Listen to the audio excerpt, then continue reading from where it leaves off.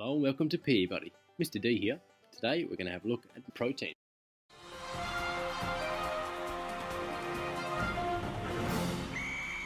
So first up we have protein. You'll notice we have some blue text and a pencil. Whenever you see this, pause the video and write down notes.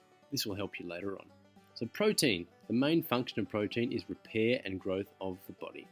Food examples include meat, eggs and milk. So for proteins, if we look at this picture, we can see a lot of reds and a lot of whites. This is a helpful hint when you're looking at food to determine if it contains protein. Another tip is if it's an animal product, it always contains protein. So let's move on to energy.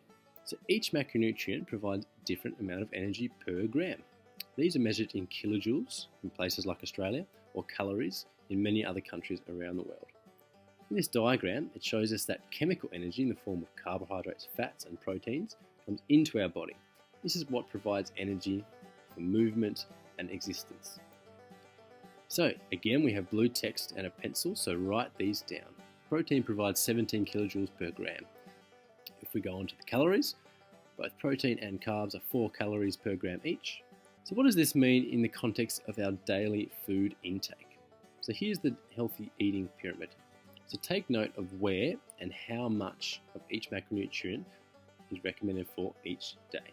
So in the blue, we have our proteins. Again, we can identify these with their colours, reds and whites, and all of these are products from animals. Again, quite a large proportion of our daily intake, but not quite as large as our carbohydrates. Thanks for watching. Make sure you like and comment with any feedback or other things that you'd like to learn about, and subscribe for more. Thanks everyone. Bye.